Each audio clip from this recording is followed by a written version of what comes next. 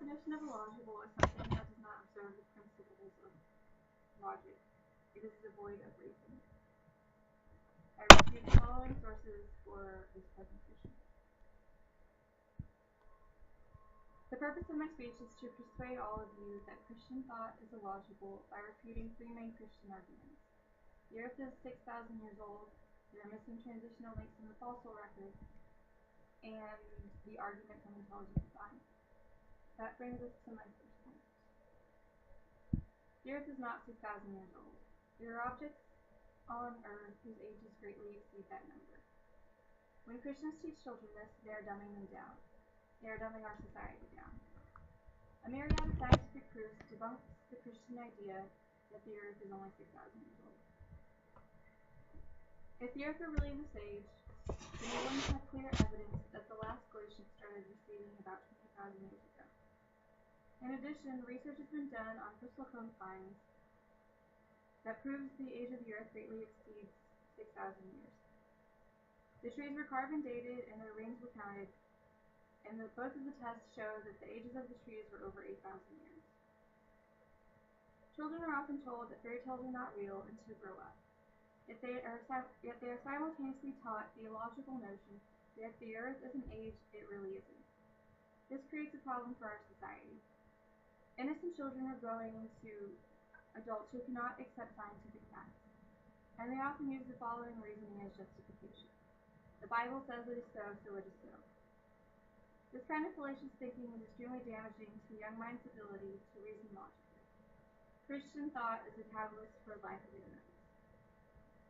The notion that the earth is only 6,000 years old is far-fetched. Those who believe in a young earth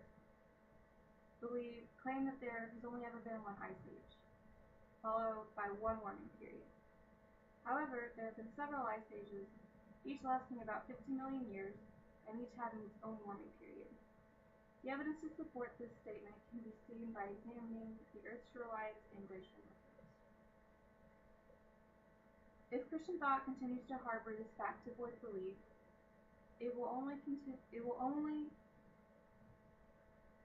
the amount of intellectual casualties will only continue to rise. That brings us to my second point. Christian thought would encourage you to believe that there are missing transitional links in the fossil record. But scientific evidence in the form of fossils could quickly disprove that. Christians claim this belief as fact in order to disprove evolution. Children, therefore, are taught this and enter the school system with the belief that evolution is not real. This is just another way young minds are being hindered. There are numerous amounts of transitional fossils that have been discovered by paleontologists. This portion of Christian thought completely ignores any and all evidence that refutes it. For example, the most famous transitional fossil, Tiktaalik, is the link between fins and feet. The existence of this creature is a pivotal moment in evolutionary history, as it was the first fish to venture onto land. This is especially a problem for school-aged children who arrive in science class with the preconceived idea that evolution is not real, because in these students' minds, there are missing transition links.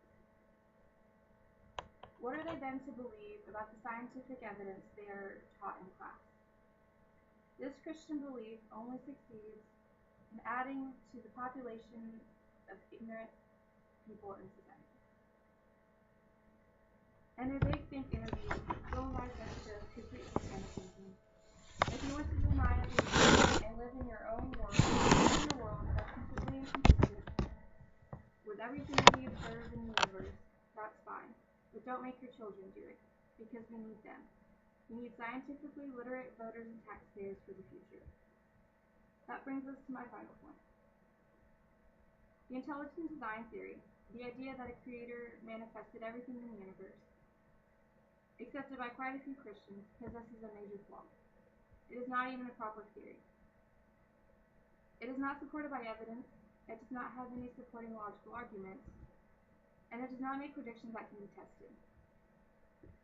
To preach a so-called theory to a child that does not even fit the proper definition of a theory is obstructing educational growth and fostering ignorant opinions. This is just another reason why Christian thought is a hindrance to society. Science and logical reasoning easily disproves intelligent design. Proponents of this idea believe the ability for human blood to clot could only have arisen by being created by a designer. However, some components of the mammalian system are also in reptiles, fish, and birds. Clotting systems have built upon this pre-existing system. Christians look at the surrounding world and simply cannot fathom the idea that it all came about by chance. This inability to comprehend the complexities of their surroundings leads to the unscientific conclusion that the universe must have been created by a designer. They are not at all willing to open their eyes or minds to scientific research.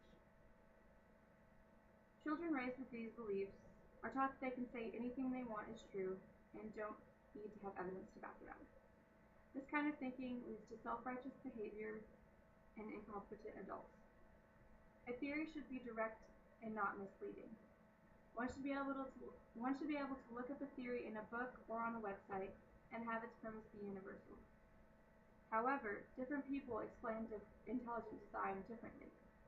This conundrum in itself is evidence that it is not a sound scientific theory, and it should be tossed aside as complete and utter nonsense. This brings us to my conclusion.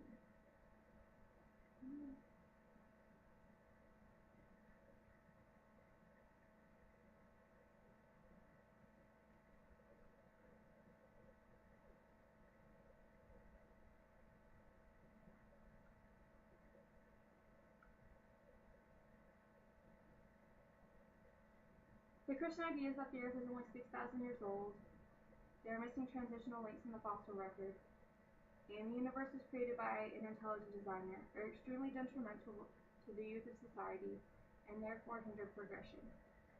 Ferdinand Magellan once said, "The Church says the Earth is flat, but I know that it is round, for I have seen the shadow on the moon, and I have more faith in the shadow than in the Church."